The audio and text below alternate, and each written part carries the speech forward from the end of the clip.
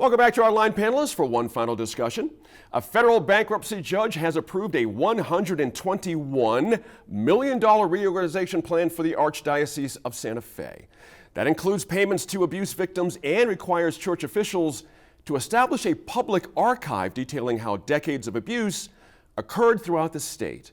Now, Julianne, does this mark an end of a conversation for Catholic officials here in New Mexico, or is this one of a number of steps the Catholic Church here needs to make to recognize its past history of abuse?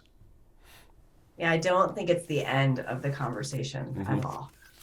This trove of documents, it's going to be donated to it's going to be housed at the University of New Mexico Special Collections, Zimmerman Library, and it's going to be accessible to historians and journalists and advocates and people interested in the future theology of the Catholic Church. And I think that the documents will be used as they're intended, far into the future, to try to help understand what happened in order to, do something different. And I think that, the conversations about the settlement agreement, the conversations about all the disposal of property and how this affected the local parishes. 75 million of that 121 million settlement is coming from, basically the church's bank account and the bank accounts of the individual parishes. And the remainder is coming from the insurance companies. And then you've also got this $8 million that's coming from, separate religious orders like the infamous Servants of the Paraclete in the Jemez. So I think just understanding what's happening, and as the payments start to be made and some more of these measures of accountability start to happen, it's really just another chapter, you could say. Michael, tough question. Is this a satisfactory outcome for all parties here, for the victims, for the church, for the greater Catholic community of New Mexico? Does this settle anything for any of those groups?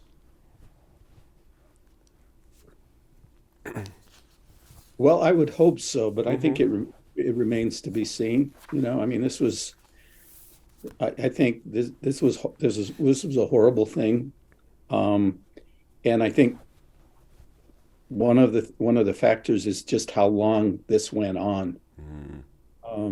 This was over.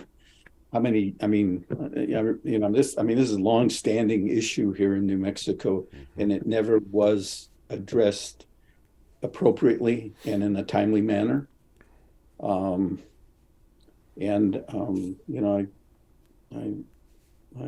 My prayers go out to the Archbishop who walked into this coming from Utah, as I understand, right, and to inherit this and then have to try and address it and resolve it and move things forward. I hope people can come together, and I hope there are lessons to be learned in terms of, these institutions that we have, particularly churches who put their faith and their trust in, and then to have it betrayed in this manner is heartbreaking. And I hope that this never happens again. That's right.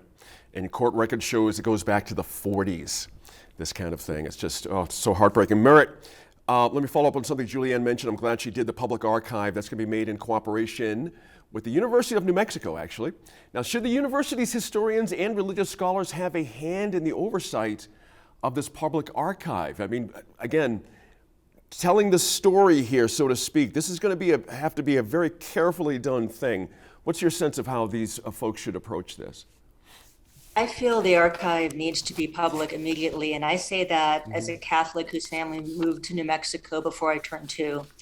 I grew up in Silver City, and for those who don't know the full story, Servants of the Paraclete operated a kind of rehab center in the Jemez, and priests who were found to be molesters would be sent there for a year or so for rehab, and then they would be sent to parishes in rural communities, what would be called mission parishes, that would get a new priest every 2 or 3 years. My parish in Silver City was one of those parishes, and we now know that at least 2 of our priests, when I was growing up, came from that center. Oh, wow. And we were very active parishioners. My mother served as president of the parish council. My father served as president of the parish council. And not knowing that and having your family very active in the parish and the liturgy and in contact is very upsetting. And there is a need to know this. And I will say the clergy now is very candid and very open. My pastor talks about this a lot as his own experience. He's from Albuquerque. He went to St. Pius. He talks about this. And I will tell you, when there is a second collection for the Archdiocese, I think parishioners take it with a grain of salt and look at it very differently than a collection for the parish. And you don't see parishioners wanting to bail out the diocese and the Archdiocese. I certainly don't. That's not where I want my charitable dollars to go, frankly. So I think the archive needs to be made digitized and made open to the public immediately. Hey, Julianne, go ahead, Julianne, Oh, please. I was just going to pop in that, the settlement, it meant that a lot of people who took the courageous step to sue the Archdiocese to try to make sure that these stories were told, those cases are going away now. They're not going to get to trial. So part of what's really important about this archive is this: how did this happen? Right. How were the people in power actively taking steps to cover up and hide and keep children being hurt? And I think that, everyone sort of knows what happened at this point, or a lot of the details, but sort of how that power flex happened. I think that's one of the big things that people will be able to learn from the archive. I'm glad you got that in. That's actually a very key point there. Julianne, let me stay with you on this. Interesting from up your way, efforts to settle the lawsuits. The Archdiocese has sold the Temple Montefiore in Las Vegas to the Las Vegas Jewish community, a nonprofit group that organizes Jewish celebrations and services in the area. The Temple Montefiore was the first synagogue in New Mexico, established in 1922. So are historical reclamations like this former synagogue a silver lining, so to speak, in this case? It's interesting. I mean, I think you can say that, but I also would say that the Jewish community that came together to fundraise to buy this building from the Archdiocese really felt like they were sort of over the barrel. Like, we want our historic building back. The Archdiocese is in trouble, but there was a sense that they sort of squeezed, every dime they could get out of that property, and so certainly it's good for the Jewish community in Las Vegas. And there was a temple dedication that happened right around the beginning of Hanukkah, which was really well attended. And I think it's really important for that community. And you're going to see these Archdiocese properties all over the state continue to have sort of an uncertain fate.